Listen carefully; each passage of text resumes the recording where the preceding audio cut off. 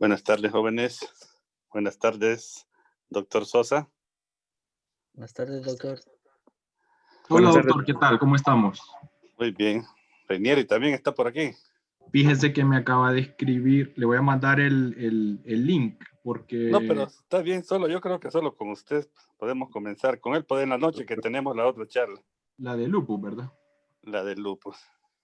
Ok, perfecto. Yo creo que Bueno, estamos completos, doctor. Les preguntaba a ellos si los de porque veo que están dermato, están todos, pues. sí, está dermato, está neuro y está neumo. Están completos ya, habemos 29 participantes, pero contándolo a usted y yo somos 20, ahí hay 28. 30. Ahí hay 30, hay 28. Son 28, son 20 de medicina interna, 2 de dermato, o 3 de dermato creo que son, no me acuerdo. ¿Cuántos son de dermato, chicos? Dos somos dos, doctor. Son 22. Y de neumo son 4, 26. Y de neuro son 3, 29. Falta todavía alguien aquí. Falta, sí. 29 y nosotros dos son 31. Correcto. O sea que faltan 2 todavía. Vamos a ver, chicos, quiero verle la carita. A ver si pone la cámara.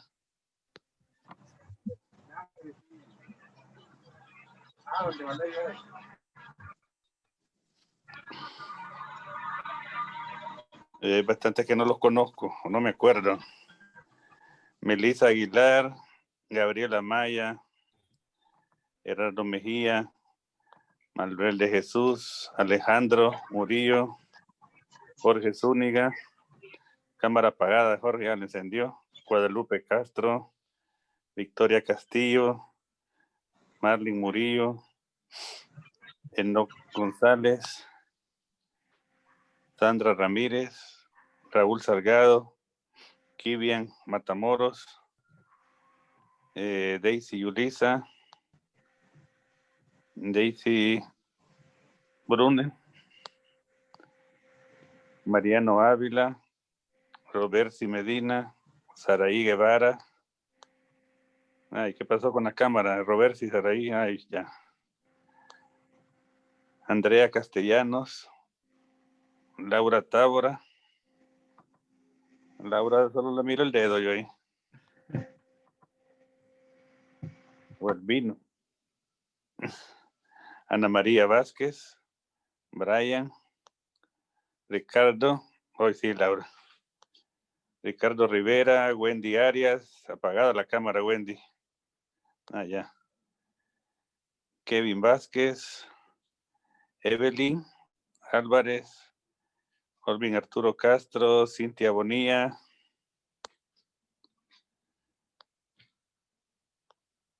y Manuel Amaya. Muy bien. Hoy sí ya estamos todos, hay 31. Bienvenidos al posgrado de Medicina Interna, de Neurología, de Neumología y de Dermato. Aunque este año, primer año de Neumo, de Dermato y de Neuro van a compartir con Medicina Interna muy estrechamente el posgrado en igualdad de condiciones. Ahorita son residentes de Medicina Interna todos. Y se espera que adquieran las competencias completas de los residentes de medicina interna, así que la exigencia va a ser igual. Igual cantidad de turnos, igual cantidad de horas, igual cantidad de exposiciones, igual cantidad de trabajos y de responsabilidades. De esta plática vamos a tener un poco de tiempo después para hacerla, con un poquito más de detalle. Ahí les envié al chat lo que son el uniforme y las cosas que deben tener cada uno de ustedes para que vayan adquiriendo todo esto. El siguiente martes, o el siguiente domingo, de este domingo al otro, se van a presentar todos al Hospital Escuela. Ese día yo voy a llegar, nos vamos a presentar, vamos a tener una reunión. Se les va a entregar la distribución de las áreas donde les va a tocar rotar durante este primer mes de diciembre y probablemente el mes de enero. Y ese día va a ser para conocernos y dar indicaciones estrictamente. Y probablemente los que estén en sala se van a ir a su sala después para que vayan conociendo sus casos y todo. y que el día lunes ya se puedan presentar conociendo parte de lo que es su sala y todo. Pero ahí vamos a hablar de todas las responsabilidades y todas las situaciones que vamos a ir viendo y afrontando en el programa. Como la mayoría son de la autónoma, no sé si todos tuvieron, bueno, no todos tuvieron internado en Tegucigalpa, pero ya mire que algunos no, pero los de la católica no, creo yo que no han estado en el hospital escuela, ni ni de Unitec han estado en el hospital escuela, o sea que con ellos va a haber que enseñarles un poco más de cómo son las situaciones en el hospital, porque les va a requerir un poquito más de tiempo de adaptación a lo que es el posgrado. Es un posgrado serio que requiere muchísima responsabilidad, muchísimo esfuerzo. Cada quien lo hace a su manera.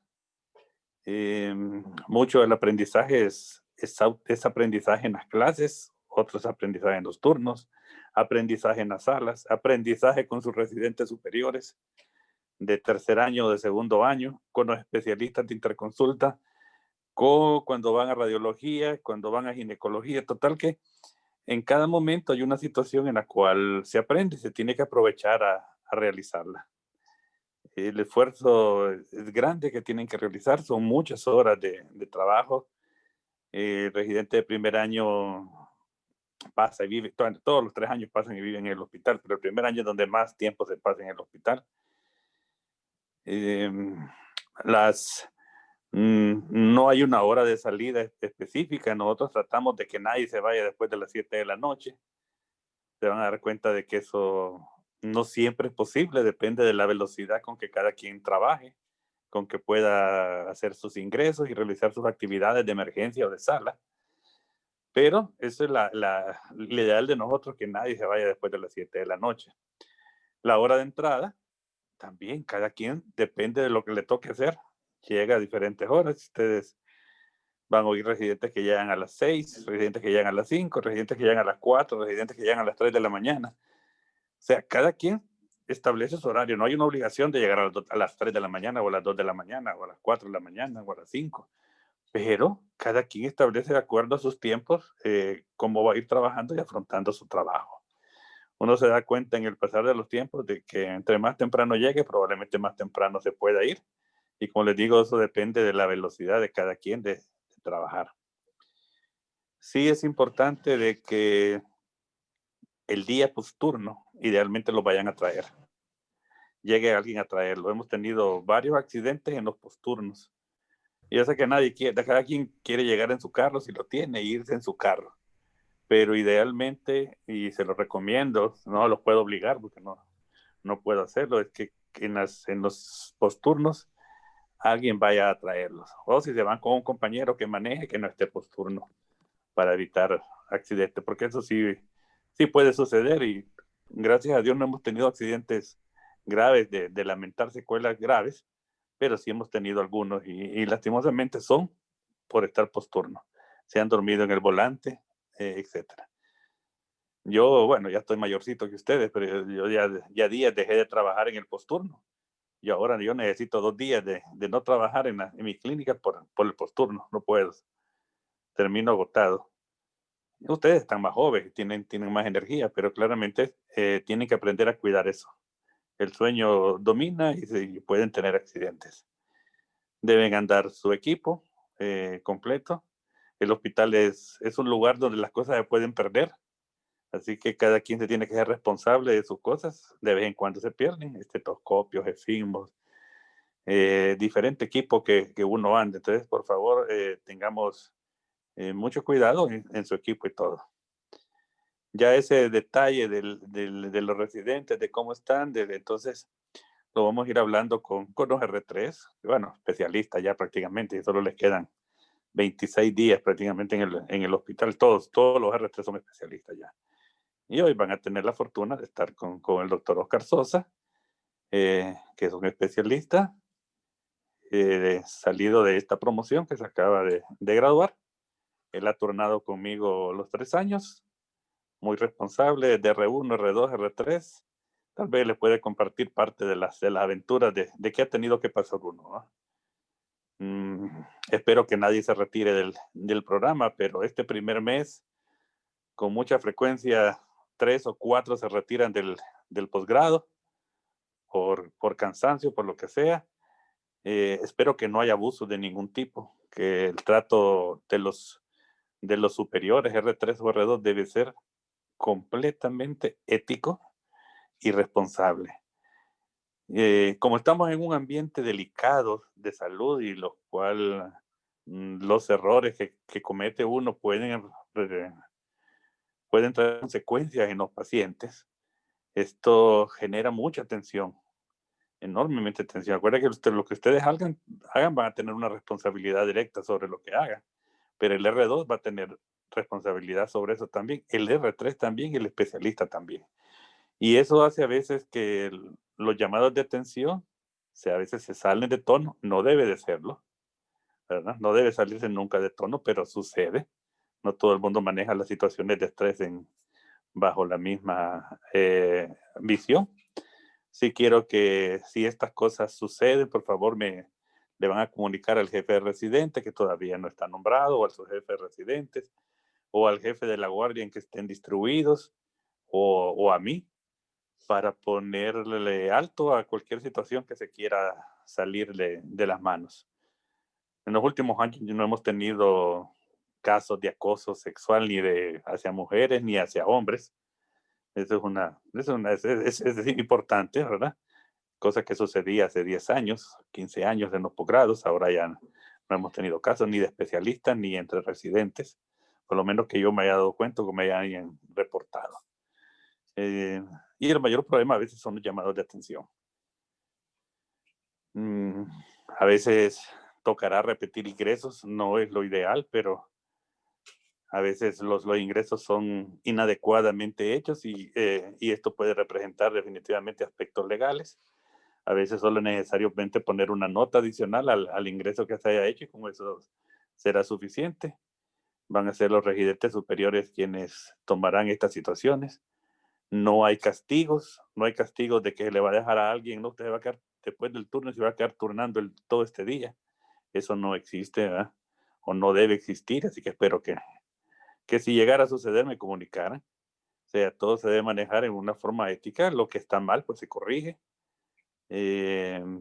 A veces lo que sí se deja, que no es castigo en realidad, ¿verdad? Si alguien hace una situación inadecuada, pues se le deja una exposición sobre ese tema, que a veces les toca hacer con el especialista de una sala, con la guardia donde se detectó el problema, o con los compañeros residentes, depende cómo estén las cosas.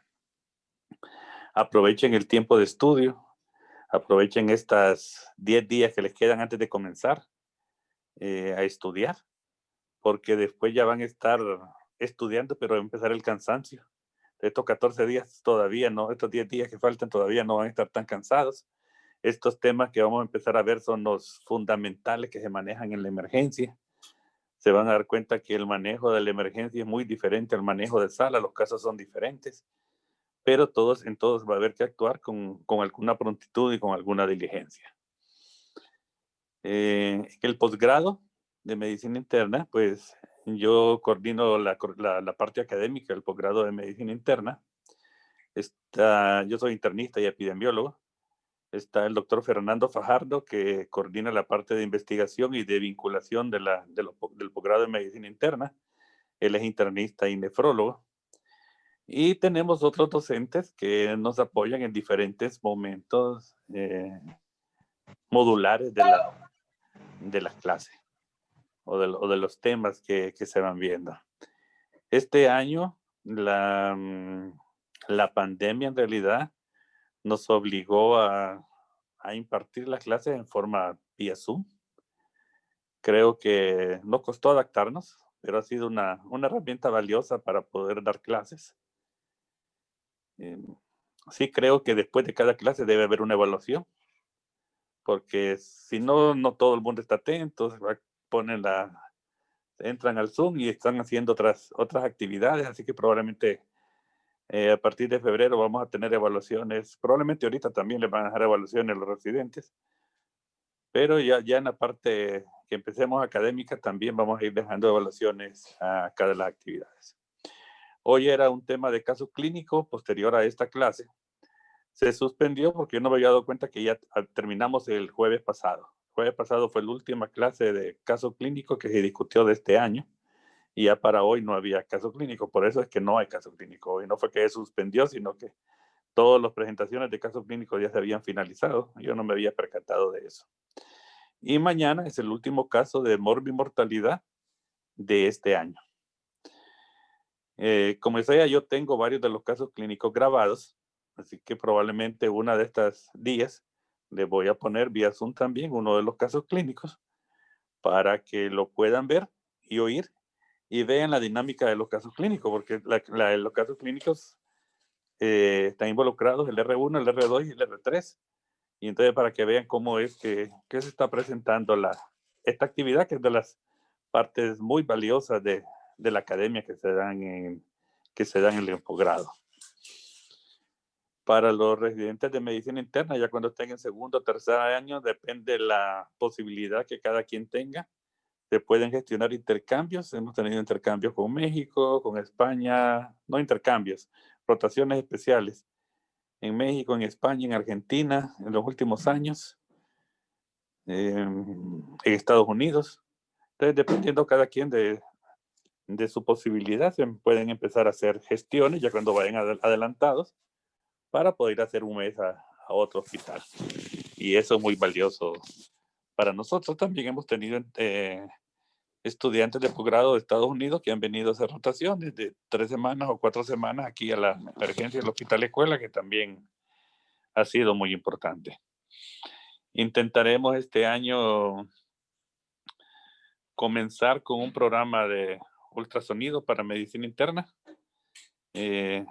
Vamos a intentar gestionar esta actividad conjunto con el posgrado de medicina interna de San Pedro Sula, que ha tenido algunos avances en este sentido con Costa Rica para utilización de ultrasonido en el área de emergencia. Así que espero que esa novedad la podemos implementar. Lógicamente, esta actividad intentamos hacerla este año, es pagada, cuesta como 300 y algo de dólares, pero creo que es valioso, les digo yo, para que los que están con beca pues vayan ahorrando y los que están sin beca pues vayan ahorrando también, ya no de su salario, pero de lo que les dejen o con sus papás, para que cuando llegue el momento de hacer esto, podamos hacerlo.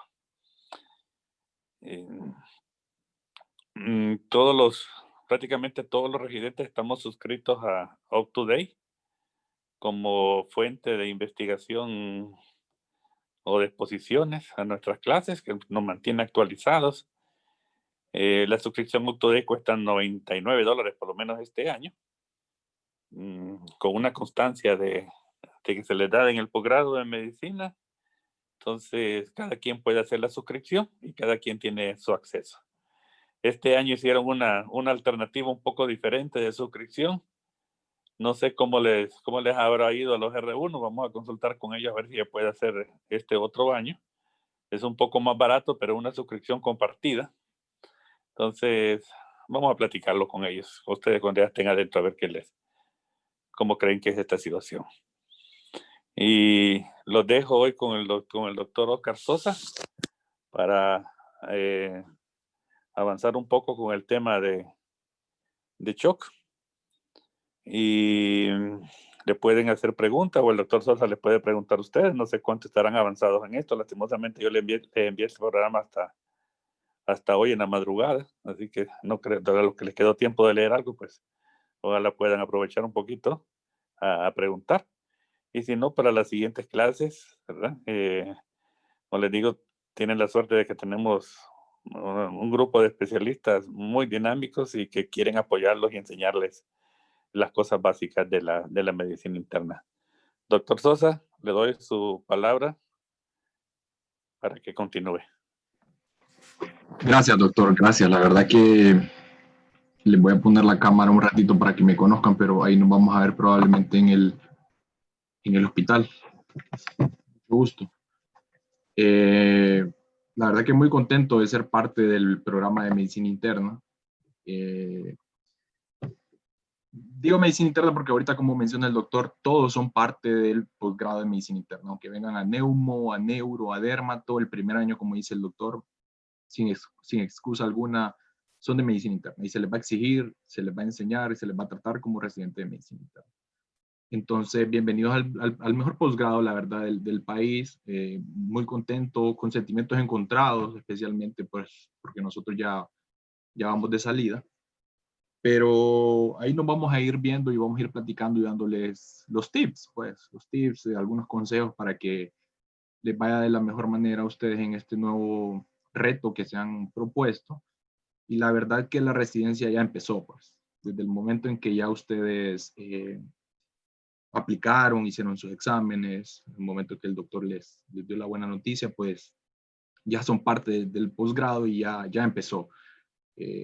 Probablemente no fue fácil para la mayoría de ustedes entrar, pero lo lograron, pues. Y siéntanse dichosos, porque hoy en día entrar a un posgrado en cualquier lado del mundo, Honduras, cualquier lugar del mundo, es muy difícil, la verdad. Entonces hay que sentirse dichoso y aprovechar esa oportunidad que se les está dando y que ustedes mismos se han ganado, pues que uno se lo gana, la verdad. Entonces, aprovechenlo, como dice el doctor, esperemos que no se retiren.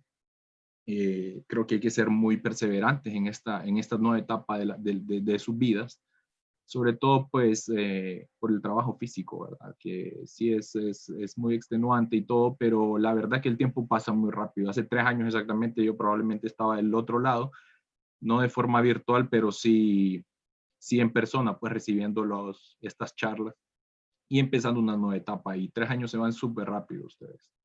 Entonces, bienvenidos a dar el máximo de todos ustedes. Eh, la verdad que, como menciona el doctor, hay que estudiar mucho, hay que aprovechar mucho. Tienen estos últimos días tanto para descansar como para estudiar al menos estos temas que nosotros les vamos a ir dando, que es lo más frecuente que ustedes van a ir viendo en la emergencia, sobre todo, incluso en SAT. Cosas puntuales que vamos a ir viendo en todas las clases que se les dé. Entonces, aprovechen estos días, pues, a descansar, si los que trabajan, pues, a seguir trabajando y aprovechar a leer un poco de lo que se pueda, porque después el tiempo, más bien uno lo quiere, uno más bien desea más tiempo y el tiempo se va súper rápido. Creo que el mejor consejo que yo les puedo dar, y ahí vamos a ir viendo, nos vamos a ir viendo en el hospital y vamos a seguir hablando de cosas así, es échenle ganas para adelante. La verdad que, como les digo, cuando menos acuerden ya basta.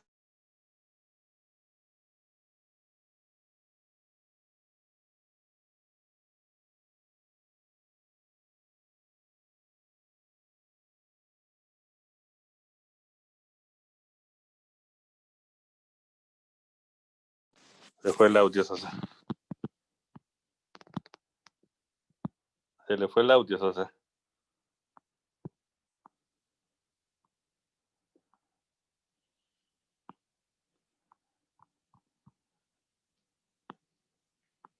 Espero que pueda entrar también el doctor Reinieri Lazo, que es nuestro jefe de residentes.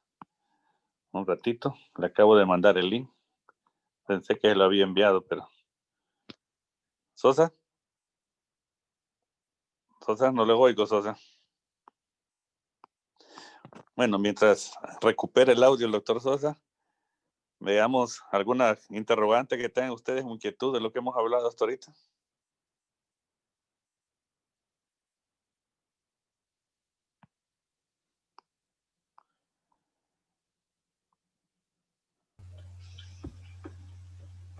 Chicos. Buenas tardes, doctor. Soy Enoch ¿Dónde? González. Yo tengo una pregunta que creo Bueno, que también claro. mis compañeros hemos de tener. Con la vuelta de los jóvenes médicos internos, ¿se vuelve nuevamente a hacer un turno cada 4 días o sigue con la modalidad que estuvo durante toda la pandemia? No, los internos tienen su propia modalidad. Ahora están turnando creo cada 6 días. El posgrado está turnando cada 4. Siempre ha seguido cada 4. Ah, Sí. está bien. Muchas gracias, doctor. Okay.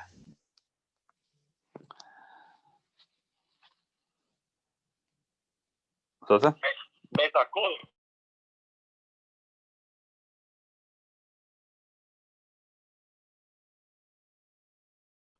¿Alguien más? ¿Alguna inquietud que tenga? Doctor, una consulta. ¿El domingo nos presentaríamos ya con uniforme formal o Sí, el domingo se presentan con uniforme normal y con su equipo. No se van a quedar de turno ese día.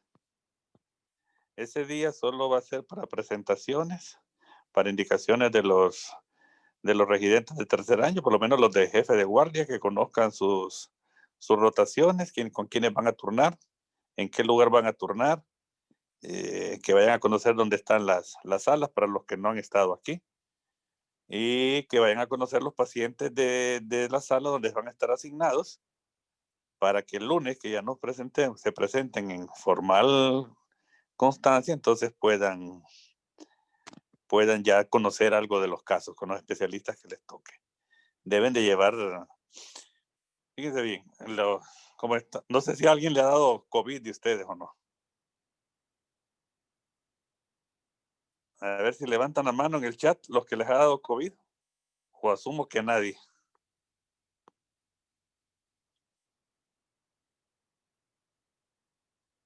Asumo que a nadie le ha dado COVID, ok. Entonces, tenemos que tener extremo cuidado, les haya dado o no les haya dado.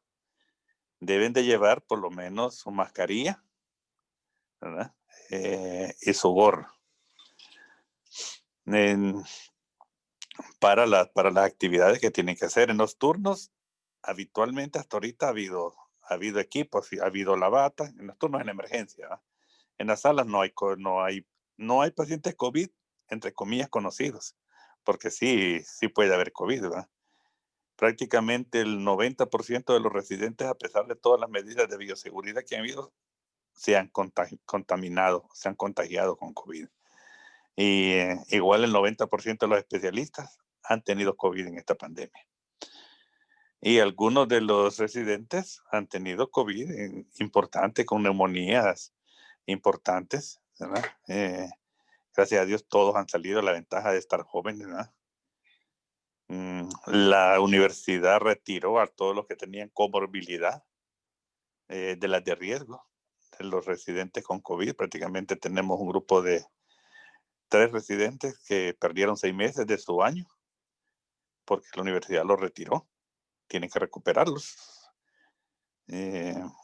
Ya vamos a ir platicando y ahí voy a ver los expedientes de ustedes, porque no vaya a ser que tengamos que tomar una actitud similar con ustedes en este sentido. No sé qué va a terminar la universidad. Como sea, tenemos que cuidarnos y saber que en cualquier lugar del hospital vamos a tener riesgo de COVID. Ahora, eso sí no lo había pensado, pero te voy a comunicar mañana con la jefa de la emergencia para decirle que necesitamos dejar, ustedes van a hacer, son 30, 7 por 4, 28, van a ser 8 residentes más por guardia, para ver si nos consigue el equipo de bioseguridad para las guardias de los 8 nuevos, ¿verdad? Ya han estado escasos, ya el doctor Sosa tal vez le puede comentar algo, ¿verdad? Ya hemos estado ajustados con equipo de bioseguridad, muchas veces por donaciones hemos logrado tenerlo. Como sea, si nos vamos a ir a exponer a un lugar donde haya riesgo, yo les he recomendado que mejor, si no hay, mejor no entran. Ustedes, si no les ha dado COVID, pues no van a ir a las áreas COVID, a la emergencia COVID, ni donde están los pacientes COVID. Tienen que ser nada más residentes que ya les haya dado COVID, para no arriesgarlos y tratar de protegerlos para que no les dé. Muchos no sabemos en qué lugar se han contaminado con COVID, en realidad, en el hospital. Puede ser con los pacientes, puede ser en el momento de compartir y de comer, en el momento que uno se sale del hospital o entra al hospital. Eso no tenemos con claridad, a pesar de los estudios que hemos hecho. Como sea, pues es una situación que debemos cuidarnos, porque yo también turno y a mí me toca cuidarme extremadamente, ¿verdad? Yo ya no soy un cipote como ustedes, así que mis cuidados tienen que ser un poco mayores. Pero igual ustedes tienen que cuidarse y probablemente tengan padres o hermanos o alguien que cuidar adicionalmente en la casa, así que es importante mantener todo lo bioseguridad adecuado. Si no, si en el hospital no hubiese en algún momento, por favor, si pueden comprar su equipo mínimo, por lo menos, pues lo llevan. Y el hospital pues tendrá que ver cómo proveernos en alguna medida de lo necesario. No, digo, no sé en realidad si contó con la posibilidad de que ustedes iban a ingresar a partir del 14, para que les den el equipo. No sé qué equipo les están dando, Sosa, en las salas. Fíjese que está todo, doctor. Nivel de protección 2, Dos, ok. el gorrito, todo. Sí, siempre con lista. Ahora está más organizado eso para llevar un mejor control. Uh-huh. Sí, en emergencia yo sé que sí, pero no sabía si en la sala estaban dando también todo lo demás. Sí, también. También. Ok. Y nada más, los dejo con el doctor Sosa con la clase. Y bienvenidos y mucho éxito en este posgrado. Espero que nadie se me retire. ¿Verdad? La historia en 8 años que tengo de estar al frente del posgrado, generalmente retiran entre 2 y 4 cada año en el primer mes. Espero que ustedes sean más fuertes y sepan y aguanten. Han sido diferentes circunstancias, no es debilidad. A veces es porque consiguieron trabajo y consiguieron plaza, otros consiguieron beca en el extranjero, otros diferentes dificultades, a veces fueron herencias y problemas familiares que los obligaron a renunciar al posgrado. Cada quien tiene diferentes situaciones en las cuales lo obliga a veces a renunciar. Como le digo al doctor Sosa, esta es una oportunidad que no siempre se repite. Yo he tenido residentes que se han retirado del posgrado y han intentado 3, 4, 5 años volver a entrar y no lo lograron. Es una competencia dura la que han pasado, ¿verdad? Y ustedes saben lo que han estudiado. Me imagino que la mayoría estudiaron muchísimo para tener las notas que tuvieron y alcanzar el puntaje de estar entre los primeros lugares. Bienvenido, doctor Sosa, lo dejo con la palabra. Listo, entonces, doctor, muchas gracias. Como les dice el doctor, bueno, mi nombre es Oscar Sosa, ya residente de tercer año, ya casi de salida. Todavía me faltan como 20 y pico de días y un par de turnos. Entonces, bueno, como les decía, vamos a hablar de estos temas un poco más, lo más puntual, ¿verdad? Para que en estos momentos ustedes vayan captando lo más importante que vamos a ver en las emergencias. Entonces, el doctor les mandó ahí un temario. El día de hoy, pues, yo les voy a presentar la clase de choque circulatorio, ¿verdad? Es algo bien frecuente, probablemente lo más frecuente que nosotros vayamos a ver en la emergencia. Llega un paciente chocado y es un relajo de aquel, ¿verdad? Entonces, hoy vamos a aprender cómo identificar a este paciente, vamos a aprender incluso cómo abordarlo, ¿verdad? Este paciente. Vamos a ver qué exámenes hay que hacerle, cómo lo vamos a abordar y de qué forma lo vamos a reanimar, que es lo más importante. Entonces, bueno, para empezar hablando, este es un artículo de 2013 que es muy básico, son como 9 páginas, ahí se los podemos pasar después, lo pueden buscar, está gratis ahí en la New England. Es bien básico, es del 2013 y este es del autor Jean-Louis Vincent, que es un médico de medicina crítica que escribe mucho, ahí lo van a ir viendo ustedes, van a ir viendo artículos de medicina crítica. Entonces, para ir empezando, vamos a definir el día de hoy como introducción la definición de choque, ¿verdad? Hoy no nos vamos a meter a que el choque séptico, que el choque cardiogénico, vamos a hablar de forma global, una forma para abordar el choque en sí. Entonces lo vamos a definir el día de hoy como el choque es la expresión clínica de insuficiencia circulatoria que da como resultado una inadecuada utilización de oxígeno celular. Básicamente, la misma hipotensión, como vamos a ir viendo, hay una adecuada utilidad del oxígeno, hay hipoperfusión tisular y de esa forma nos puede afectar a nosotros en nuestro organismo, ¿verdad? Aquí les vuelvo a repetir, voy a apagar esto, si no se me va a poner lento. Ahí. Aquí les vuelvo a repetir que es una inadecuada utilización del oxígeno que nos lleva a una falla circulatoria y eso nos lleva a un choque. Pues el choque es frecuente, se presenta en 1/3 de los pacientes en la unidad de cuidados intensivos y como les menciono, la verdad que en la emergencia es muy frecuente que tengamos pacientes chocados, ahí lo van a ir viendo qué nos pasa a los pacientes, los médicos generales o las licenciadas en enfermería, vienen pacientes sin presión, chocado, ¿qué vamos a hacer? ¿Verdad? Entonces eso es lo que vamos a discutir el día de hoy. Entonces, un diagnóstico lo define este artículo con 3 parámetros básicos e importantes que tenemos que saber en esta ocasión. Un parámetro clínico que es, vamos a través de los signos vitales de la presión arterial, hipotensión, una presión arterial sistólica menor de 90 milímetros de mercurio, lo define este artículo, o incluso una presión arterial media menos de 70 milímetros de mercurio. Hay otros autores, hay otros artículos que mencionan el concepto de hipotensión permisiva. Entonces, hipotensión permisiva vamos a tener un valor entre 65 y 70 milímetros de mercurio y podemos jugar ahí entre si lo definimos ya como choque. Acompañado de eso hay inestabilidad hemodinámica, el paciente va a tener taquicardia como un mecanismo compensatorio. La parte hemodinámica, pues hay 3 ventanas importantes que menciona el artículo, que esa misma hipoperfusión tisular nos va a afectar. Uno es la ventana cutánea, esos pacientes los vamos a ver con una piel marmórea, los vamos a sentir pálidos, fríos, ¿verdad? Clínicamente cuando evaluamos al paciente. La otra ventana es la parte renal. Esos pacientes van a tener oliguria o incluso anuria, ¿verdad? Los pacientes que lo podríamos definir con una diuresis menos de 0.5 ml por kilogramo.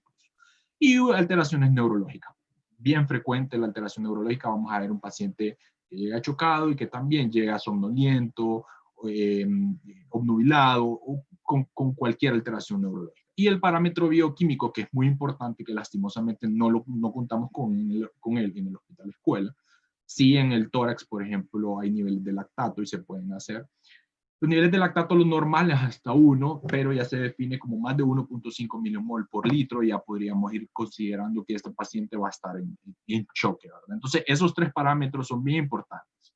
En primer lugar, la presión arterial, y ahí ya vemos acompañado de taquicardia, y la parte clínica del paciente, el cutáneo, el paciente está marmóreo, está con oliguria, con alteración neurológica, y la parte del lactato.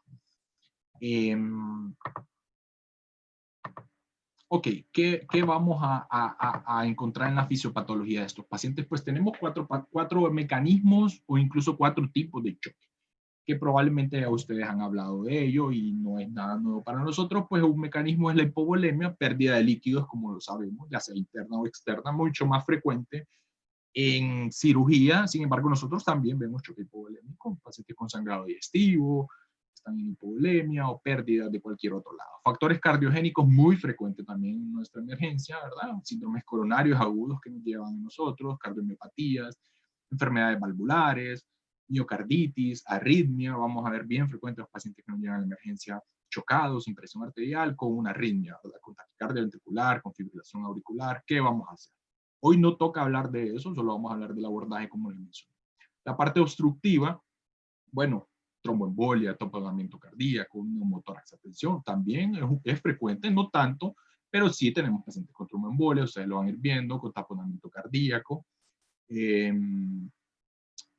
y factores distributivos, ¿verdad? Que es la causa más frecuente de choque que nosotros vemos, es la sepsis, ¿verdad? Sepsis, pacientes llegan infectados, sepsis urinaria, enteral, sepsis de un foco piel, ¿verdad? Pacientes con pie diabético llegan en sepsis, o el sepsis endovascular en esos pacientes nefróticos.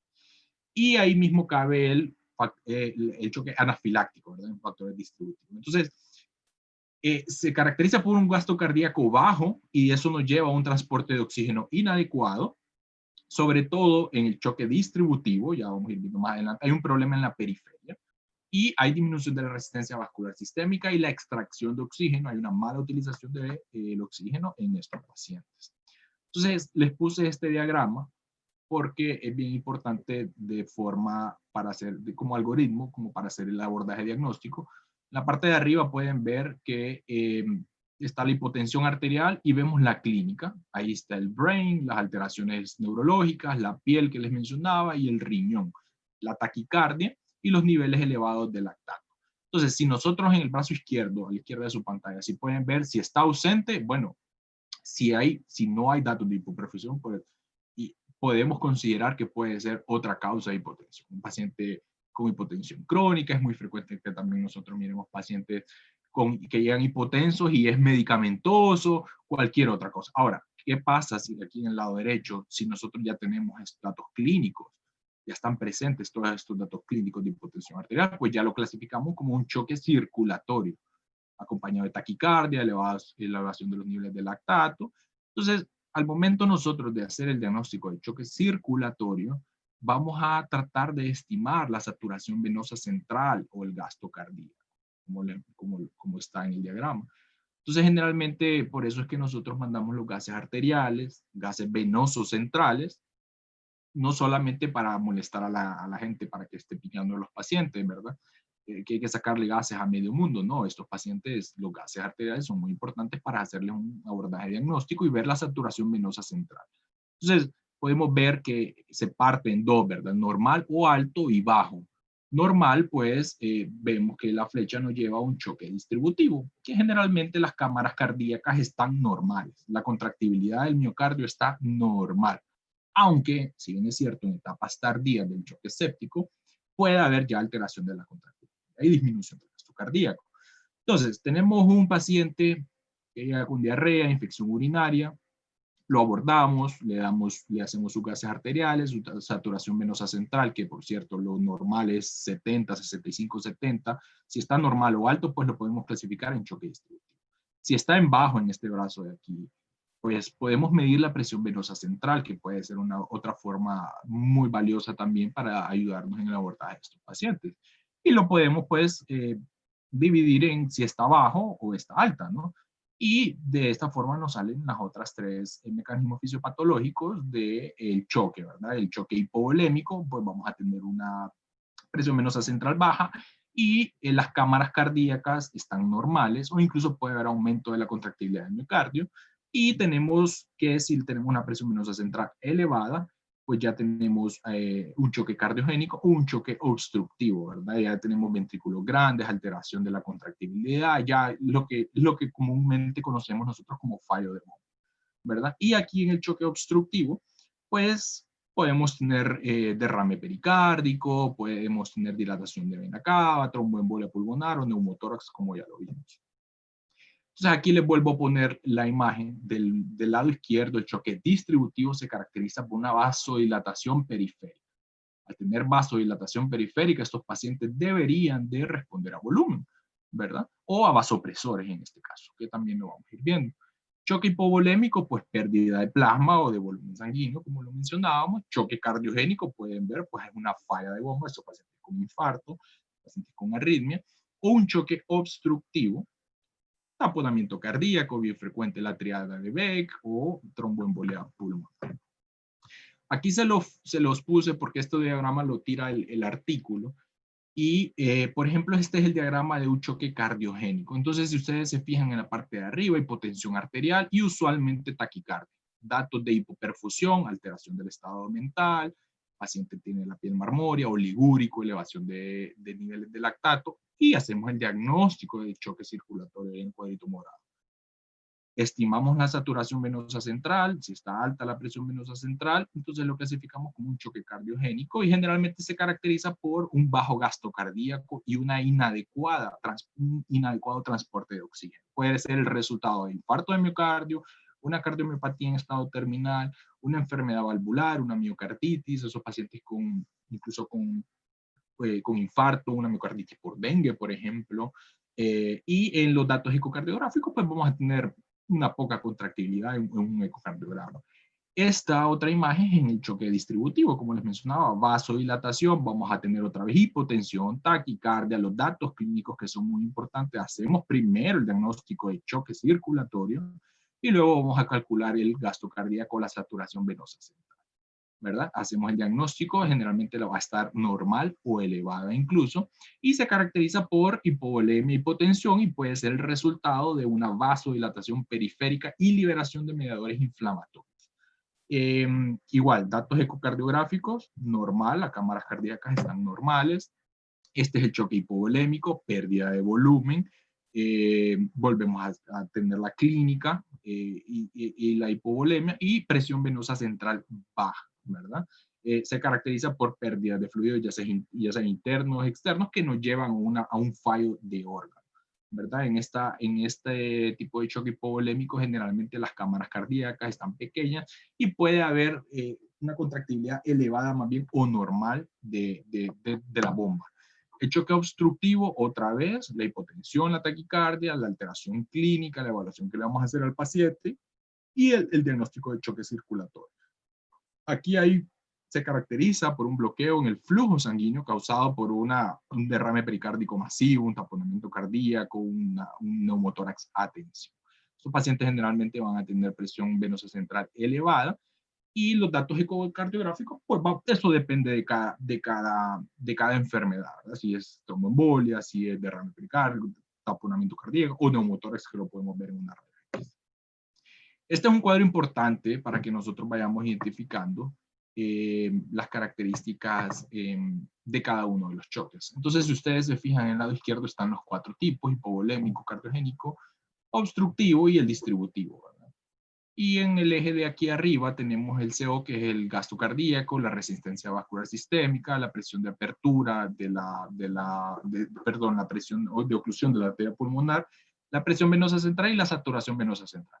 ¿Qué es lo que más nosotros usamos? Pues básicamente es el gasto cardíaco, lo podemos ver generalmente en el cardiograma, nos ayuda, y la saturación venosa central. Entonces, si ustedes se fijan, por ejemplo, el gasto cardíaco está disminuido en todos los tipos de choque, menos en el distributivo. Es lo que les mencionaba, esos pacientes con sepsis que llegan con infección urinaria, diarrea, piel, generalmente en etapas tempranas de la enfermedad el gasto cardíaco está elevado, más bien como un mecanismo compensatorio. Ahora, en la parte tardía ya de un choque distributivo, ahí sí puede caer el gasto cardíaco. Entonces, un truco para aprenderse: todos los tipos de choque tienen disminución del gasto cardíaco, excepto el distributivo, ¿ok? Y todos los tipos de choque tienen aumentada la resistencia vascular sistémica, si ustedes se fijan, todos los tipos de choque le están aumentando. Lo otro es la saturación venosa central. Todos los tipos de choque tienen disminuida la saturación venosa central, excepto el choque distributivo, que puede estar normal o elevado. Las otras medidas pues ya vienen siendo la presión venosa central y la presión de oclusión de la arteria pulmonar. Pero básicamente esos son los tips para que ustedes sepan pues, en cuál tipo de choque está disminuyendo el gasto cardíaco, en cuál está disminuyendo la saturación venosa central. Por ejemplo, ayer en la emergencia teníamos una paciente de 30 años con 40 de saturación venosa central. Con 40 de saturación venosa central. Entonces cae en todos estos que están disminuidos. Pero tenía derrame pericárdico la paciente. Estaba chocada, no recuperaba y tenía derrame pericárdico. Estaba chocada, los ruidos los tenía un poco apagados y sí estaba distendida, tenía la triada de Vega. Ahí está en emergencia, pero todavía la paciente. Y probablemente haya sido un taponamiento cardíaco.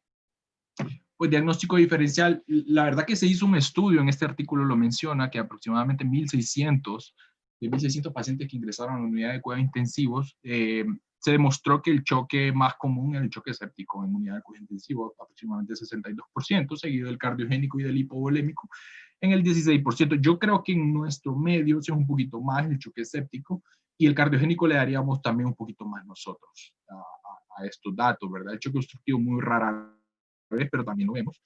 Es muy importante hacer la historia clínica de estos pacientes. Ustedes como residentes no van a ir viendo que es tan importante interrogar a los pacientes, interrogar a los familiares, hacerlo una y otra vez, hacerle un examen físico completo a los pacientes, de pies a cabeza, por lo menos 2 o 3 veces, bien revisado a los pacientes, porque recordemos que la anamnesis y el examen físico nos dan el 80% del diagnóstico y después con el resto del 20% solamente confirmamos básicamente. Esto es lo mismo, la distribución de las causas. Ahora, como abordaje ese paciente, vamos a tener un paciente con choque y lo vamos a ir reanimando mientras al mismo tiempo vamos investigando la causa. Por eso es que actuamos de forma terapéutica y diagnóstica en el momento en el que estamos en la emergencia, porque vamos a estabilizar al paciente, reanimarlo, pero a la misma vez investigar la causa. Ya un paciente chocado, pues hay que hacerle electro, hay que hacerle el resto de los estudios que hay que hacerle. Una vez nosotros tenemos detectada la causa, pues el manejo se lo vamos a dar dirigido, ya sea control del sangrado, si es por pérdidas, o ya sea por una PCI, una intervención coronaria percutánea, un paciente que llega con un síndrome coronario agudo, con elevación del segmento ST, pues hay que meterlo a cateterismo, en algún lugar que se realice eso, trombólisis en pacientes que tengan tromboembolia, por ejemplo, pulmonar, embolectomía, antibióticos incluso, y el control de foco infeccioso. Por eso es tan importante que nosotros tenemos el diagnóstico de una sepsis, que sea un choque séptico por cualquier causa, pues hay que administrarle su antibiótico, porque el antibiótico administrado en la primera hora de que el paciente llega al hospital se ha relacionado con una disminución de la mortalidad de estos pacientes. La línea arterial, pues prácticamente eso es más que todo en cuidados intensivos, y un catéter venoso central para administrarle fluidoterapias y el inicio incluso de apoyo vasopresor a estos pacientes. Este artículo lo menciona, esta parte me gusta, porque lo menciona como VIP, que es la forma ¿cómo se llama?, de reanimar a estos pacientes. Ventilar, darle oxígeno a estos pacientes porque lo ocupan, porque hay una inadecuada utilización de oxígeno. Infusión, la reanimación hídrica, y el pump, que son los vasoactivos, ¿verdad?, los vasopresores que vamos a utilizar. Entonces, si ustedes se fijan, pues el soporte ventilatorio es bien importante. Hay que entregar rápidamente oxígeno a estos pacientes. No todos los pacientes ocupan oxígeno en la vida, en el hospital. Ustedes se van a ir dando cuenta, el oxígeno incluso puede ser dañino hasta ciertos pacientes y puede tener efectos secundarios también. Aumentamos la liberación de oxígeno, prevenimos hipertensión pulmonar. Los requerimientos, pues, de oxígeno los vamos a ver de acuerdo a una pulsioximetría, le vamos a poner oxímetro de pulso al paciente y unos gases arteriales, ¿verdad?, para ver cómo está esa parte. Y lo otro es, pues, ya si el paciente no nos va recuperando en la parte ventilatoria, pues ahí ya vamos nosotros pensando en intubar a un paciente, ¿verdad? Un paciente se empeora, empieza con una disnea más marcada, hipoxemia, acidemia persistente, ya pacientes que tienen pH menos de 7.30, 7.25, depende de la causa. Y del abordaje diagnóstico, pues ahí nosotros decidimos, ¿verdad? Ese paciente, bueno, lo vamos a intubar, le vamos a dar ventilación mecánica invasiva o no invasiva, y vemos, ¿verdad? Pero hay que recordar que la hipotensión es una contraindicación de una ventilación mecánica no invasiva. Lo otro es que la ventilación mecánica invasiva tiene, la verdad que se ha demostrado, y lo menciona en este artículo, que disminuye la demanda de oxígeno de los músculos respiratorios y disminuye la poscarga también del ventrículo izquierdo al aumentar la presión intratorácica. O sea que un paciente incluso con ventilación mecánica nos va a mejorar, pues, nos va a disminuir la demanda de oxígeno de los pacientes, sobre todo el uso de los músculos respiratorios, y ya vamos a protegerle la vía aérea al paciente. La reanimación hídrica, pues eso es bien, bien importante, ¿verdad? Lo vamos a ir viendo de acuerdo a cada tipo de choque. Generalmente el artículo, pues, menciona, ¿verdad?, que se mejora el flujo sanguíneo, el flujo microvascular, se aumenta el gasto cardíaco una vez que nosotros reanimamos a un paciente, ¿verdad? Monitorizamos incluso la presión venosa central. Y hay algo que nosotros conocemos como, que se lo voy a mencionar acá. Nosotros, ¿qué tipo de líquido vamos a elegir a este paciente? Bueno, vamos a elegir soluciones balanceadas, ¿verdad? Cristaloides generalmente es lo que utilizamos. Muy rara vez nosotros andamos utilizando solución salina, a menos que tengan indicaciones, porque hay indicaciones para administrar solución salina, que ese es otro tema aparte. Pero básicamente ocupamos soluciones balanceadas, cristaloides, ARMA, que es lo que tenemos nosotros en emergencia. Y nosotros hacemos algo que hay otro artículo que menciona acerca del reto de los líquidos, así se llama. Incluso la guía Sobreviviendo a la Sepsis también menciona esto, ¿verdad? Que es importante que en el momento en que nosotros captamos a este paciente, pues le damos su apoyo ventilatorio, ahora lo vamos a reanimar, que le demos una carga de 300 a 500 ml en 20 a 30 minutos. Eso se llama reto de líquidos. Entonces no es como que nos llega el paciente y está hipotenso y pásenle un Harman 1000 a chorro. No, no es así. Son 300 a 500 ml en 20 a 30 minutos y volvemos a evaluar al paciente. Lo volvemos a evaluar clínicamente, obviamente los signos vitales y la parte clínica, si ya orinó, si mejoró el estado neurológico, si mejoró la frialdad distal que tenía, la piel marmoria, y eso lo podemos hacer una o dos veces, depende, individualizando cada paciente y depende del tipo de choque que nosotros estamos investigando. Definir el objetivo de esta reanimación menciona, ¿verdad?, aumentar la presión arterial sistémica y el gasto urinario, como les mencionaba, y disminuir la frecuencia cardíaca. Recordemos que taquicardia es un dato, es un signo clínico de inestabilidad hemodinámica. Si no responde a estos retos de líquidos, lo podemos hacer hasta 2 o 3 veces, depende del paciente, como les digo, pues lo suspendemos, evitamos la sobrecarga de líquidos e iniciamos un apoyo ya con vasopresores, ¿verdad?, con melprednisolona o con cualquier otro vasopresor que nosotros contemos en ese momento. Eso no significa que porque nos llegue un paciente, por ejemplo, con insuficiencia cardíaca congestiva y esté chocado, no significa que no le podríamos pasar. Claro que sí, pues lo podemos hacer. O aquellos pacientes hepatópatas, pacientes bien frecuentes que llegan con cirrosis, o los pacientes renales, por ejemplo. Generalmente con esos pacientes probamos 300, 250 de carga a ver si mejora. Si no mejora, pues de un solo se le inicia el apoyo vasopresor, ¿verdad? Porque recordemos que estos pacientes que tienen edema, sí, es cierto, tienen edema, están hinchaditos, están encharcados, como le quieren llamar, pero es una pérdida, ellos también, este tipo de pacientes también tienen una pérdida del volumen intravascular efectivo. Entonces, una carguita de líquidos, un reto de líquidos, les podría favorecer hasta cierto punto. Bueno, ¿qué agentes vasoactivos? Ya le dimos al paciente, ¿cómo se llama? La ventilación, le proporcionamos oxígeno, decidimos si hay que intubar o no intubar al paciente, y la parte de reanimación hídrica, ¿verdad? Nuestro reto de líquidos, y ahora la P de POMP, que son los agentes vasoactivos o los vasopresores. Pues bueno, la verdad que los vasopresores los vamos a utilizar en una hipotensión severa, ¿verdad? O persistente, a pesar ya de una reanimación hídrica adecuada. La primera línea definitivamente es la norepinefrina, que probablemente ya la han utilizado, la han escuchado, agonista adrenérgico, tiene un inicio de acción rápido, potente y de corta vida media. Y dentro de los efectos, pues tiene efecto beta, alfa, aumenta la frecuencia cardíaca, la contractibilidad, pero tiene riesgo también, tiene beneficio y tiene riesgo de isquemia miocárdica. Tiene efectos alfa, aumenta el tono vascular, la presión arterial y disminuye el gasto cardíaco, y eso puede alterar la perfusión tisular. Por eso ahí van a ir viendo más adelante que cuando tenemos a esos pacientes con norepinefrina a altas dosis, les van a ver más bien marmorea, las extremidades, los pies, las manos. Estos pacientes van a estar, incluso pueden hacer necrosis de las partes distales, ¿verdad? Los pies o las manos.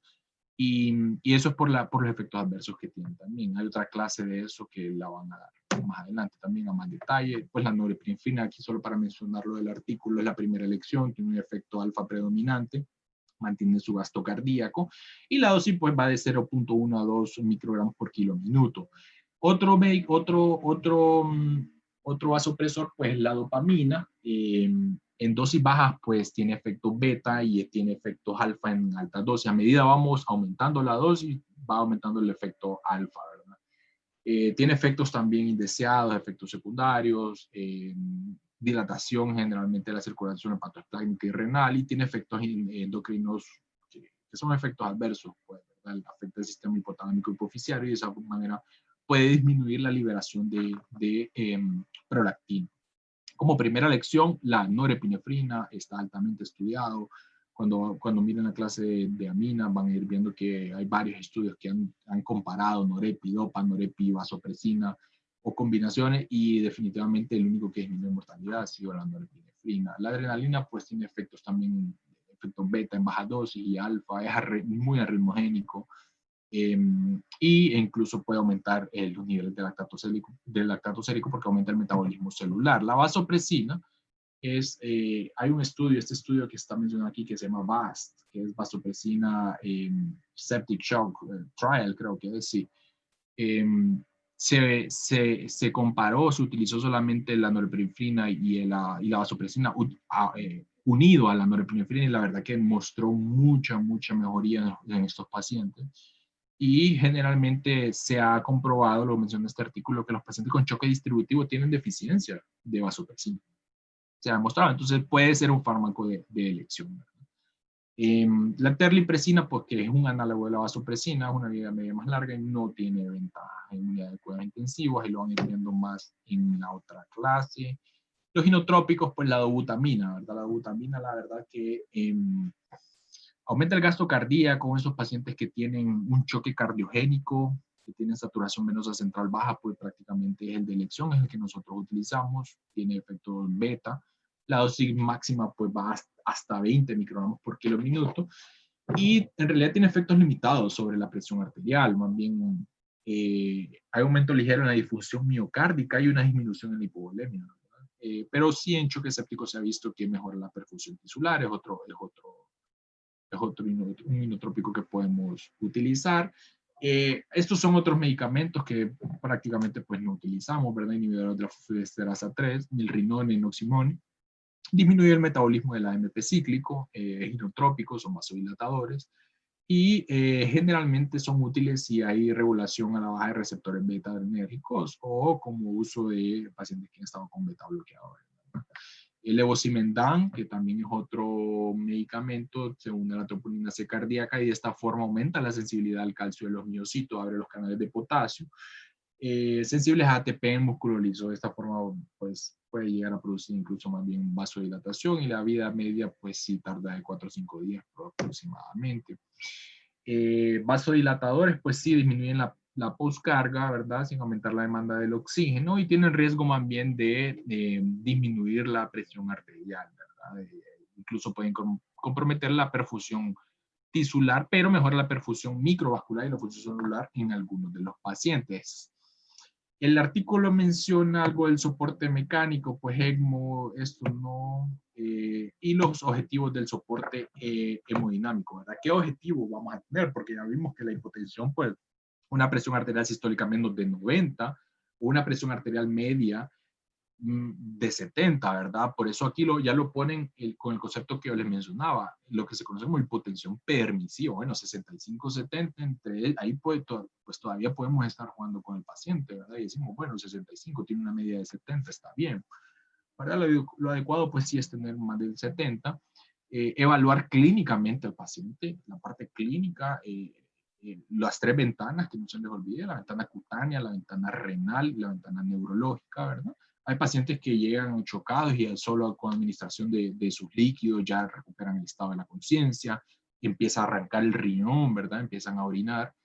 Y incluso la parte cutánea, ¿verdad? La parte clínica. Entonces, eso es básicamente los objetivos que vamos a tener a la hora de evaluar estos pacientes. El gasto cardíaco, pues, un adecuado gasto cardíaco nos va a dar una buena entrega de oxígeno, perdón, y de esta forma una buena utilización, ¿verdad? Evaluar la saturación venosa central. La saturación venosa central, ya vimos que depende del paciente si la vamos a tener baja o alta y de esa forma nos vamos a ir haciendo el abordaje del choque y la vamos a ir viendo, ¿verdad? Por ejemplo, estos pacientes que tienen una saturación venosa central baja de 40 a 50 a la hora de administrar dobutamina. Por ejemplo, un paciente con un infarto está con un choque cardiogénico y el paciente tiene una saturación venosa baja. Le iniciamos dobuta, posteriormente hacemos unos gases venosos centrales otra vez y ya aumenta, ¿verdad? Ya hemos visto casos, aumenta 60, 70 y mejoran, pues este tipo de paciente mejora. Este cuadro, este diagrama es bien importante porque también nos ayuda a hacer el diagnóstico diferencial. Entonces, si ustedes se fijan, dice arriba mantener una presión arterial media mayor de 60, ¿verdad? La verdad que entre 65 o 70 pues no habría ningún problema y mantener una concentración de lactato en lugares que podemos nosotros medir lactato por menos de 2 milimoles por litro. Ahora bien, por ejemplo, aquí arriba dice saturación venosa central, que es lo que les mencionaba, el valor pues 65-70%. ¿Qué pasa si nosotros tenemos un valor de saturación venosa central baja, menos de 70%? Pues tenemos que ver en ese momento, decimos, no nos vamos a ir de un solo y decir, bueno, este paciente como tiene esa saturación venosa central baja, es cardiogénico, es obstructivo, es el otro, no. Vamos a darle hemoglobina, porque muchas veces de estos pacientes pueden llegar a tener una saturación venosa central baja si los pacientes están anémicos. A veces ustedes les toman unos gases venosos centrales, estos pacientes tienen 50 de saturación venosa central, pero tienen 6 de hemoglobina. Este paciente obviamente tiene anemia, no transporta adecuadamente el oxígeno, este paciente hay que transfundirlo. Entonces, una saturación venosa central baja, menos de 70, en un paciente que tiene menor o igual a 8 de hemoglobina, no es valorable. Ese paciente hay que transfundirlo, por eso aquí dice anémico, transfundir ese paciente, porque no es valorable. Va a ser valorable si el paciente tiene más de 8 de hemoglobina, si está alto. Un paciente tiene 10, 11 de hemoglobina, pues ahí sí. Entonces nos vamos al brazo de la saturación arterial del paciente, ¿verdad? Incluso si el paciente está bajo, menos de 95, nos tiene una PO2, ¿verdad? O nos satura bajo el paciente, pues le podemos dar incluso manejo con oxígeno y estos pacientes son respondedores a oxígeno, ¿verdad? Porque están hipoxémicos. Ahora bien, si tenemos un paciente que tiene buena saturación, 95%, pues ahí este paciente ya nosotros decimos, démosle la respuesta de líquidos, el reto de fluidos que les mencionaba, Fluid Challenge. Entonces, aquí podemos ver si el paciente responde a fluidos o no responde a fluidos, ¿verdad? Si el paciente responde a fluidos, pues este paciente probablemente sea un choque hipovolémico o incluso puede ser distributivo también, ¿verdad? Ahora, si no nos responde a fluidos, pues hacemos el CI es Cardiac Index, que eso pues ya lo tendríamos que ver con un estudio de imagen, con un cardiograma. El Cardiac Index, pues si está bajo, nos puede decir que es un choque cardiogénico y si está alto, pues nos puede llevar a un choque distributivo. Ahora bien, en el brazo izquierdo, si tenemos una saturación venosa central elevada, más de 70, pues aquí podemos hacer algo que nosotros conocemos el GAP, el delta CO2. O sea, vamos a tomar gases arteriales al paciente y vamos a tomar gases venosos centrales y vamos a ver la diferencia entre el CO2, ¿verdad? Algo que, como es un patrón de diferencia, le vamos a llamar delta CO2, ¿verdad? Si está menos de 6, pues decimos que es citopático, y si es más de 6, significa que este paciente, nosotros lo mencionamos como que le falta líquido, le falta un poquito más de agua. Entonces, por ejemplo, estos pacientes con cetoacidosis diabética, esos pacientes llegan a veces con un delta CO2 de 10, por ejemplo, están sequitos, les hace falta líquido. Entonces, de esa forma nosotros nos guiamos para mantener un balance entre el delta CO2, ya sea tanto arterial como venoso, ¿verdad? Ya más de 6, pues le damos líquido al paciente y volvemos a la respuesta a los fluidos. Por eso esto es una evaluación tanto clínica, ¿verdad? Principalmente clínica y laboratorial también, con la medición de gases arteriales y el lactato, que lastimosamente no contamos con él. El otro objetivo pues sería el lactato sérico, ¿verdad? Que se encarga pues de la función tisular. Ya los datos de bajo gasto, el bajo flujo, pues nos lleva a una hipoxia tisular, y esto nos lleva a un metabolismo anaerobio, y esto pues termina en hiperlactatemia. Se ha descrito, y el artículo lo menciona, que el choque distributivo es más complejo y que incluso puede haber aumento de la glicólisis, puede haber inhibición de la enzima piruvato deshidrogenasa, y se ha demostrado, el artículo lo menciona también, que si nosotros tenemos un choque y tenemos un lactato con más de 3, si a ese paciente nosotros lo intervenimos y logramos hacer un descenso de aproximadamente el 20% de ese nivel de lactato en 2 horas, se ha descrito que el paciente disminuye la mortalidad del paciente. Por eso es bien importante tener niveles de lactato sérico en una emergencia. Esto, variables de la microcirculación, pues prácticamente visualización directa de microcirculación, evaluar las intervenciones, ¿verdad? Es el paciente de acuerdo ya al tipo de choque que nosotros tenemos. Prioridades y metas terapéuticas, pues básicamente ya para terminar, ¿cuáles son las 4 fases en el tratamiento de estos pacientes con choque? Pues hay 4, las fases de salvamiento sería optimización, la estabilización y la desescalación del paciente. Pues la primera fase se enfoca en alcanzar una presión arterial y un gasto cardíaco que sea compatible con la sobrevida media del paciente, ¿no? Tratar de realizar procedimientos que le salven la vida al paciente para tratar la causa que nos está llevando al shock, para la redundancia, ¿verdad? Básicamente medidas heroicas, pues, pero es el momento en que vamos a actuar. La fase de optimización, pues, es una fase que se enfoca prácticamente en promover la disponibilidad de oxígeno celular, y de esa forma monitorizar también el gasto cardíaco y la saturación venosa central y los niveles de lactato. Optimizar al paciente, optimizar el gasto cardíaco y proveer una adecuada disponibilidad de oxígeno. La fase de estabilización, pues una fase que se enfoca prácticamente en prevenir la disfunción de los órganos, incluso lograr la estabilidad hemodinámica, ¿verdad?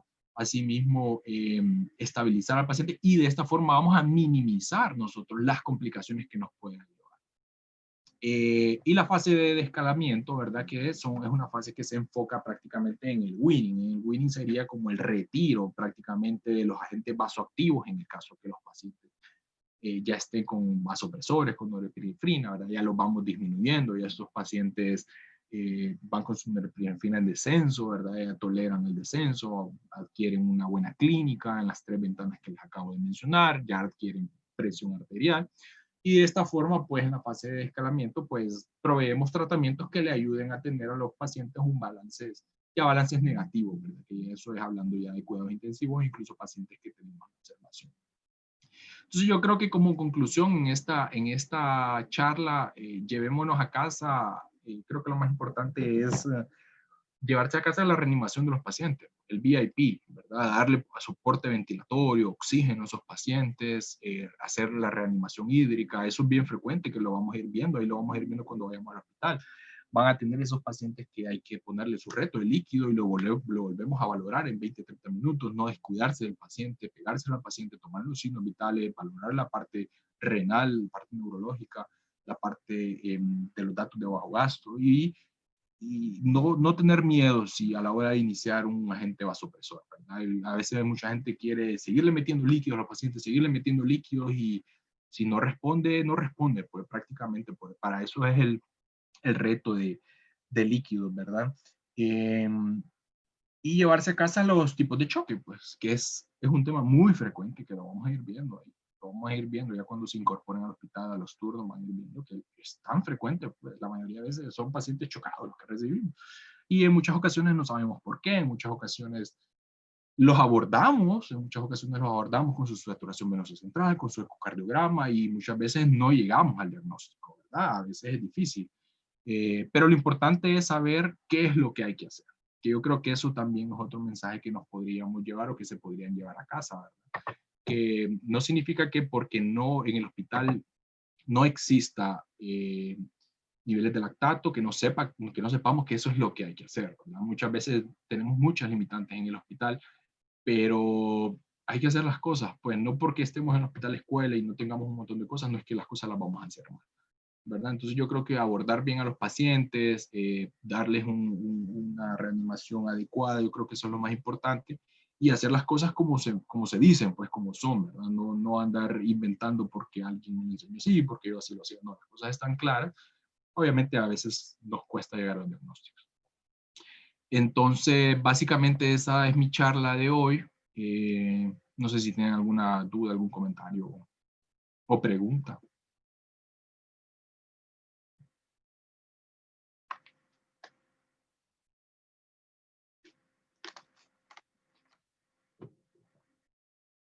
O si ya todo está claro, entonces. Calladito estos chicos hoy. Acadito. Las 3 ventanas, si alguien me ayuda con las 3 ventanas para que no se nos olvide. Sí, no, fue un buen repaso. Muy ¿Verdad? claro, muy conciso. Sí, la Tips. verdad que sí, doctor, sí. Sí. Ahí están los tips. Es bien frecuente, es bien frecuente. Vemos los pacientes en el triaje, chocados, en todos lados. Y para aprender a abordar, pues, y darle un manejo adecuado a los pacientes.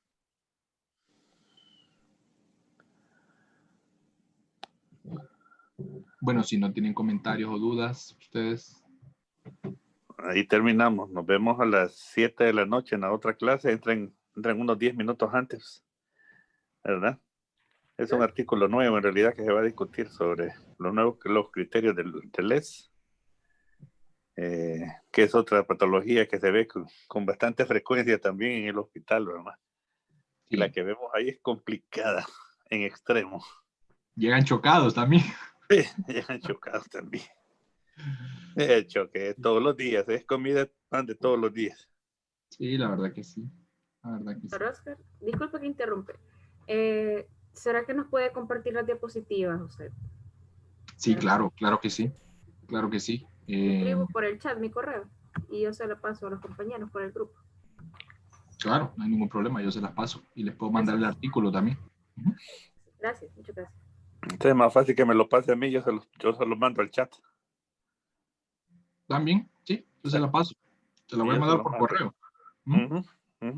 Yo los mando, yo los pongo en el chat. Perfecto, sí, hombre, claro. Bueno, hoy los entiendo porque no les di chance de prepararse y de leer algo hasta a las 4 de la mañana les mandé el link. Y solo había hablado como con 3 o 4 que íbamos a tener esta clase el día de hoy, pero no les había dicho de qué tema ni nada. Así que espero que las próximas haya un poco más de participación, ¿verdad? Dentro de de las charlas. Prepárese unas 5 preguntitas, Lazo. Rosa. Está bien, doctor. Sí, sería como, yo no sé usted cómo piensa, si un par de temas y después, al Yo terminar pienso cada que clase. No sé usted. el fin de semana le voy a poner un examen. De esta, la clase de hoy, la de ahorita, la de la noche y la de mañana en la mañana. Ok, está Mañana bien. en la tarde, perdón, para que ya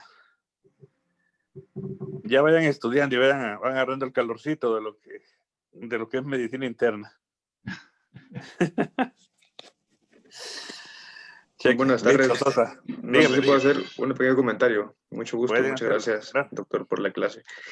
Doctor, solamente tenía una pequeña pregunta acerca de qué tan recomendable es la prueba de elevación de piernas pasiva para, junto con el reto de líquidos, no sé si también se puede utilizar. Lo he leído en alguna literatura que es igual, también puede realizarse. Claro que Muchas sí. gracias. Claro que sí, es una medida válida. La describe este artículo. Le voy a mandar el artículo también porque la describe. Es una medida muy usada y definitivamente está comprobado que los pacientes mejoran. La verdad que sí. Casualmente, les voy a poner un ejemplo. Estaba yo en Nefro hace 2 meses y estábamos poniendo un catéter ahí, se nos paró un paciente y en eso iba pasando un intensivista. Y entonces se nos acercó y lo primero que hizo fue eso. Y me acuerdo de eso, pues elevó las piernas del paciente y la verdad que la forma pasiva sí ayuda, sí está demostrado y sí también es otra medida que podemos utilizar, ¿verdad? La verdad que sí. ¿Quién hizo la pregunta? Gabriel. Alexandro Murillo, creo que fue. Alexandro Murillo, mucho gusto. Alexandro. Ok. Tengo que irlos conociendo, no crean. Pues, Yo no soy tan bueno para las caras. Así que, Y ahora con está bien. mascarilla, doctor. Y con mascarilla mucho menos. De villanos todos no nos conocemos. Tengo una Está bien, pregunta, Alexandro. doctor. Okay. Sí, claro. En el caso del choque séptico, lo que hay es una vasodilatación, ¿verdad? Sí, Pero correcto. si hay fallo de bomba, si hay un fallo de bomba, por ejemplo, generalmente con la experiencia que he tenido con internistas o cosas así, cuando el paciente comienza a hacer fallo de bomba, lo que agrega es dobutamina. Ok. Entonces, no sé cuándo se pueden usar las dos aminas al mismo tiempo, norepinefrina y amina. Porque Claro que según sí. lo que nos ha explicado el especialista, que cuando hay un choque y está haciendo fallo de bomba, si solo agregamos dobutamina, incluso se podría bajar mucho más la presión. Correcto, y ese es uno de los efectos que tiene, claro que sí. Entonces, por eso nosotros generalmente, porque como lo puse en el cuadrito, a etapas tempranas del choque séptico, el gasto cardíaco está normal, la bomba no debería estar fallada, por así decirlo. Pero ya en las etapas tardías sí hay fallo de bomba, como lo menciona usted, aunque nosotros vemos en el hospital escuela, ustedes van a ver que vemos casos que son cosas que no se ven en otro lado, definitivamente. Ahora, esa es una incógnita o es algo de nunca acabar, si utilizar norepidobuta o dopadobuta o cuál o no.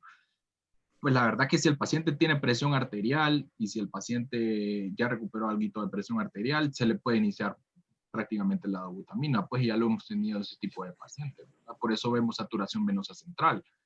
Si el paciente tiene una saturación venosa central baja, nos puede indicar que hay un fallo de bomba y de esta forma podemos iniciar dobuta, claro que sí. Solo que hay que tener en cuenta, ¿verdad? Siempre los efectos indeseados de cada vasopresor. Gracias, doctor. Lo importante es que la medicina no es pura, las enfermedades no son puras. Sí. Y el choque no solo es cardiogénico, es distributivo, es combinado las cuatro.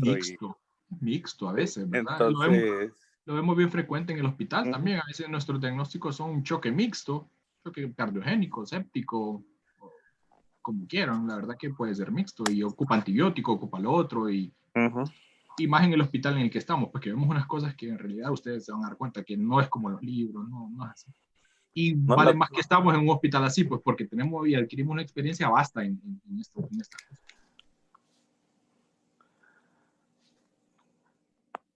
Correcto. ¿Alguien más, chicos?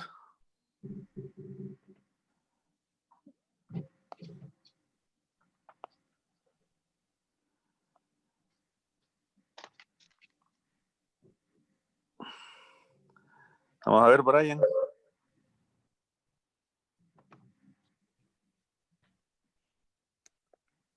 Algo que le llama la atención. Okay. Bueno, yo quería preguntar porque el doctor dijo que la reanimación se comenzaba con 300 a 500 ml de cristaloides. Entonces, al final, o sea, el volumen total de líquidos que se le va a administrar al paciente va a depender entonces al final de la evolución clínica y de los parámetros de los signos vitales y de laboratorio. ¿O cuánto volumen es el que se le va a administrar en total al paciente? Claro, entonces, por ejemplo, llega un paciente, lo mejor es poner un ejemplo, llega un paciente sin presión y nos dice pues que ha tenido disuria, dolor atrás, una piel.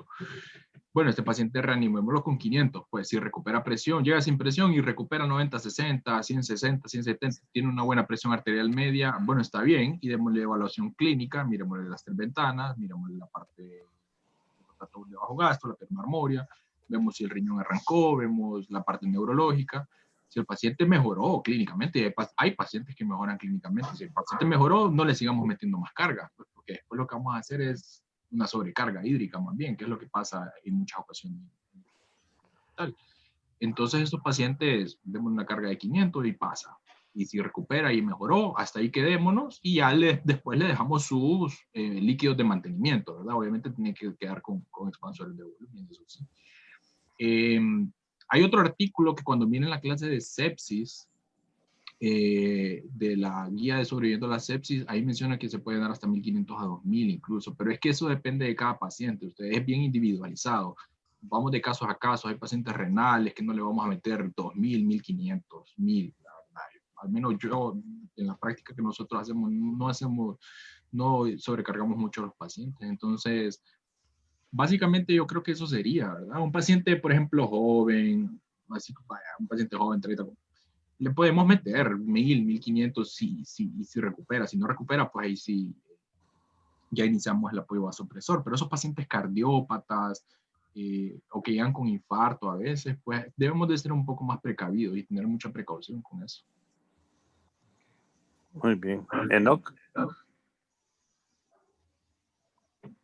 Cierto. Yo también quería opinar al respecto y ya lo dijo el doctor Sosa, se me adelantó. Sí, con respecto de las cargas perdón, con los volúmenes de cargas, por ejemplo, vaya, yo tuve una experiencia, estuve también en un hospital regional y sí lo hacíamos así con volúmenes de 300 a 500, como dijo el doctor, depende si es una persona joven sin otro tipo de comorbilidad, incluso lo podríamos aguantar a un poquito más. Ahora, si es un paciente con comorbilidad, un paciente ya que tenga una cardiopatía o que incluso esté en insuficiencia cardíaca congestiva, hasta viene descompensado, entonces hay que hacerlo de una forma más restringida. Mire, he leído también que otra se podría, como forma de calcular una carga de volumen, sería 20 mililitros por kilogramo. Y evaluar posteriormente al paciente si tiene mejoría de la perfusión, si ya clínicamente el paciente se encuentra mejor, entonces ya valorar pasarlo a líquidos de mantenimiento. Creo que incluso eso lo hemos hecho bastante, sobre todo el año pasado con la pandemia del dengue, que se hizo bastante énfasis en esto, cómo hacer los volúmenes de carga y después cómo irlo escalonando y posteriormente dejarlos con mantenimiento. Sí, de acuerdo, claro que sí. 20 ml por kilo, totalmente válido, claro que sí. Nadie les puede discutir eso está descrito y se puede utilizar, o podemos hacerlo por carga más pequeña, no hay ningún problema. Es bien frecuente también estos pacientes renales, ¿verdad? Esos pacientes son bien frecuentes, que llegan sin presión arterial, se los van a dejar ahí a la emergencia y no, estaba en diálisis, está chocado ahora. Híjole, y entonces le metemos volumen o no. ¿Orina este paciente o no orina todavía? ¿Verdad? Si no orina, pues tal vez 250 y después vemos qué hacemos, pero entonces individualizar cada paciente, ¿verdad? Ahora 20 ml está bien, no hay ningún problema.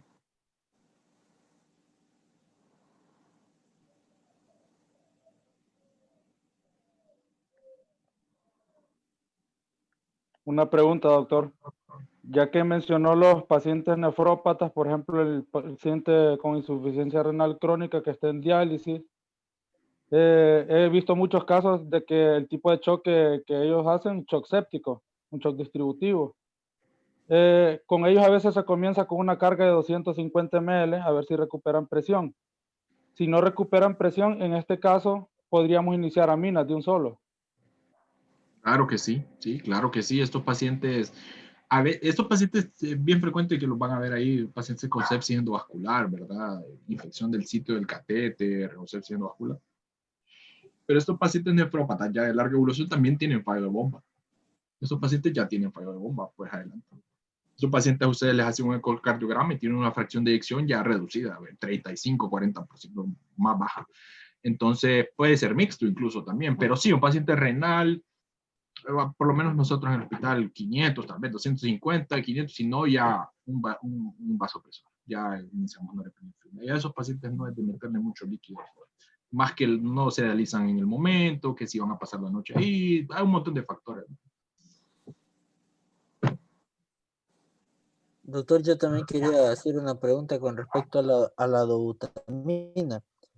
Me gustaría que me pudiese aclarar si el aumento del gasto cardíaco y el aumento de la liberación de oxígeno ¿es un efecto adverso o es una indicación que se utiliza como inotrópico positivo? Porque No, según he leído, sí. el problema con la el problema con la dobutamina es que aumenta el consumo de oxígeno por parte. Sí, Hola, sí. Sí. Bien, ¿sí? Se le cortó. Sí, la verdad que es un inotrópico. Estos pacientes lo que tienen es fallo de bomba y hay que ayudarle el corazón. Imagino. Fíjese que estaba tratando de poner exámenes ahorita en estas 2 semanas a los de sexto año. Entonces, Senia le digo, bueno, póngale, programe los exámenes y todo. Y los alumnos le dicen que no lo van a hacer mientras usted no les mande una nota. Pues. Yo digo, para mí no es necesario eso. Para mí no es son necesario. arritmogénicos, producen arritmias, pueden llegar a producir más bien hipoperfusión tisular, como les mencioné, en cuanto a usted, lo que usted mencionaba, ¿verdad? Es bien frecuente eso, pero no hay que tenerle miedo. Los pacientes lo van a ver bien frecuente en la observación, que están con norepinefrina, dobuta, o incluso solo dobutamina, por los pacientes con infarto, que es lo que más frecuente vemos, que pueden llegar a tener fallo de bomba.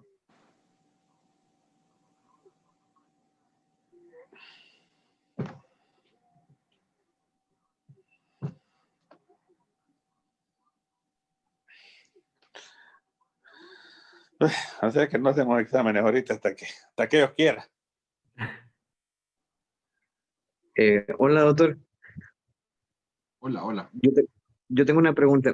Por ejemplo, si tenemos un paciente que ya recuperó presión con los líquidos, pero no orina, usted mencionó que la norepinefrina mejoraba el gasto urinario. Es que es bien fácil, porque son imágenes. Igual es el examen entre ellos. Es por imágenes. Sí, la verdad que sí. Este paciente... Ya terminaron, solo le falta el examen.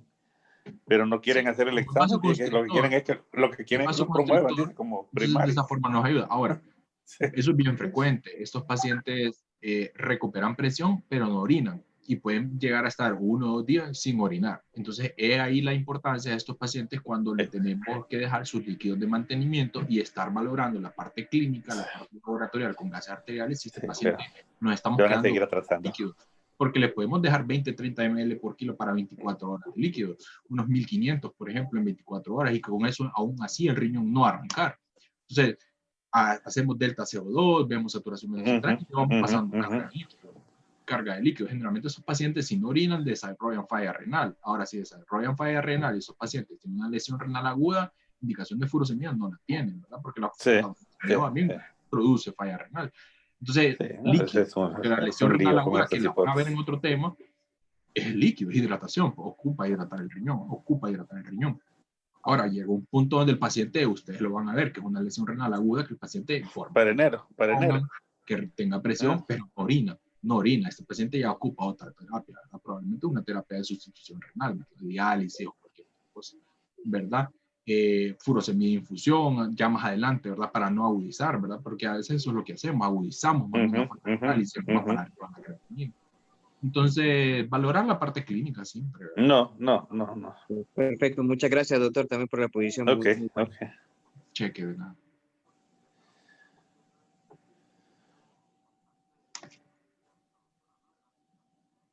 Ok. La de fisiología.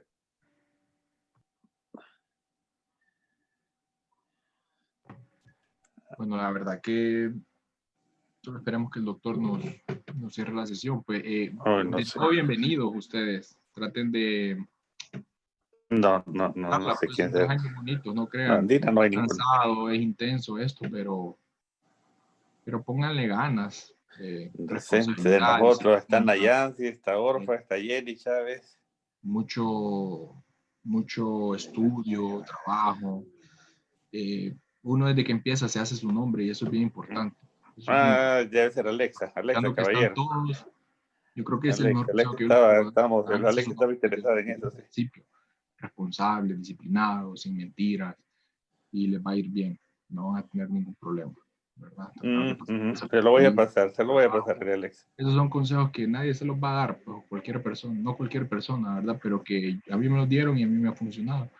Y el tiempo pasa súper rápido. Traten de disfrutarlo, pues no anden viendo la hora, el calendario y que hora me voy. Ya una vez uno se mete a estos 24/7, ustedes, cuando menos acuerda ya terminan. Así que si tienen un objetivo, lo van a lograr. Y si están aquí, los 30, 29 que son, es porque se lo merecen todos. Así que aprovechen esa oportunidad. Aprovechen. Yo he tenido amigos personalmente que se han entrado, se han retirado y ahora no han vuelto a entrar porque les cuesta aquí o en cualquier otro. Entonces, aprovechen la oportunidad. Ok. Ahí nos vamos a estar viendo. Sí.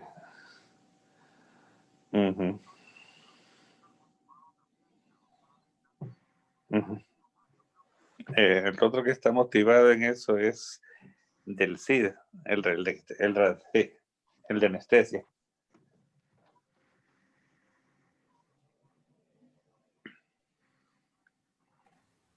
Doctor Sosa, buenas tardes. ¿Verdad? Sí. Hola, ¿qué tal? Buenas tardes, doctor, mucho gusto. Le quiero pedir un consejo en cuanto a las aplicaciones que podemos utilizar en el celular para calcular medicamentos o algún artículo que podamos tener a mano, aparte de UpToDate. ¿Qué otra aplicación usted nos recomienda? Ok, ¿su nombre es? Melissa Aguilar, doctor. Melissa, ok, mucho gusto, doctor. Mire, la verdad que, vaya, por ejemplo, aquí tengo yo tengo Medscape, que es gratis ustedes, y es una revisión rápida. Medscape, que yo creo que probablemente tienen ustedes. Tengo MDCalc, que es esta, se la voy a poner. Esta. Esa de la crucita blanca. MDCalc se llama. Yo creo que esa les puede servir porque es una calculadora que ahí calculan la tasa de filtración glomerular, la osmolalidad, el sodio corregido, todas esas cosas les puede servir. UpToDate, muy bueno. Si pueden suscribirse, a mí se me venció ya. Si pueden suscribirse, háganlo. Y el otro es Sanfor. Sanfor les va a ayudar bastante, que es la guía de antibióticos. Ok, son abiertos, qué bueno que se me hacen. Sanfor también es una guía rápida porque ahí calculan los antibióticos, ponen ustedes ahí pie diabético o lo que sea, ya les dice la primera lección, la segunda lección y eso. Y ahí les aparece también si los tasa renal. ¿Qué significará para ellos? La dosis de acuerdo a la falla renal que tiene el paciente, ¿verdad? Si son nefrópatas, si es para paciente con hemodiálisis. Eso yo creo que es lo que les puede ayudar. ¿Y a dónde van a hacer revolución? Y el UpToDate, que es una revisión rápida. Yo eso es lo que tengo. Artículos y así, eso depende de cada quien, pues. Eso depende de cada tema, ¿verdad? Porque ahí van a ir agarrando artículos, pues, de infarto, de sepsis, de tal cosa. Por ejemplo, este artículo es muy bueno para choque. Ahí van a ir viendo cuando vayan viendo las clases de endocrino, citocidosis, infarto.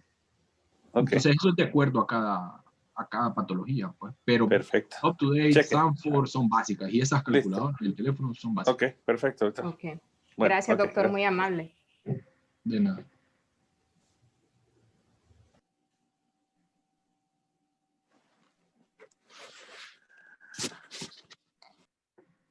Listo, chicos. Listo, doctor. Bueno, Entonces, muchas ¿ellos llegan gracias. cuándo, doctor? El otro domingo. El otro domingo, mire, ellos van ¿Y a cuándo llegar el no es? otro domingo que tenemos turno nosotros. Ok. Para recibirlos con Lazo, con ustedes cuatro, en realidad, con los jefes de guardia y los jefes y su jefe residente, para darles todas las instrucciones, la distribución y que vayan a conocer la sala donde están, no se van a quedar con nosotros, ¿verdad? Ok. Ese día, pues, probablemente los citemos a las 8 de la mañana y van a estar de 8 a 3 o 4 de la tarde. Los que les toque la emergencia, pues los vamos a llevar un rato a la emergencia para que vayan conociendo cómo se vayan ambientando y el lunes que ya lleguen ya sepan qué es lo que tienen que hacer, cuáles son las áreas y dónde se van a ir distribuidos. Y los Lunes de salas. 14. Así que van a estar un rato con nosotros en el turno también apoyándonos. Sí, hombre. Así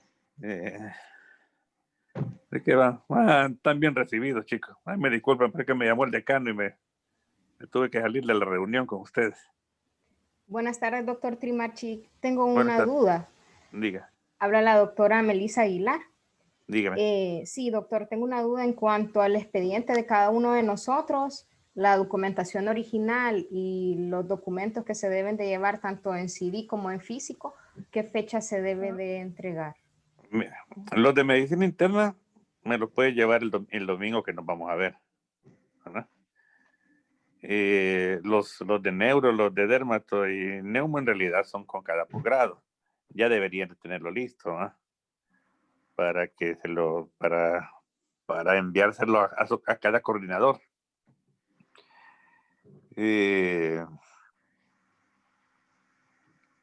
Como ya ahí prácticamente estamos terminando el año, nosotros como docentes terminamos el viernes de esa semana. Entonces no vamos a tener acceso a los coordinadores. Si lo llevan todos, yo les guardo los de neumo, los de dermato y los de neuro para que ya tengamos todo listo ahí. Yo lo dejo en mi archivo y en cualquier momento se lo entregamos a los otros coordinadores.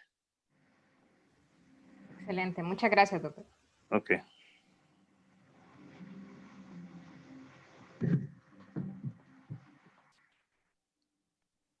¿Alguien más, chicos? ¿Nada? Doctor, qué pena, disculpe. Nosotros todavía, algunos nos tenemos las preguntas, no nos han mencionado de los 20, quiénes al final son los que van a entrar becados y quiénes entrarán a donores. Ok, ahí el domingo les voy a decir, pero los que están a donores ya hablé con cada uno de ellos. Así que si no los llamé porque están con beca. Ah, perfecto, muchas gracias, doctor. ¿Verdad? Yo ya con los 6 que están a donores, yo hablé individualmente con cada uno de ellos.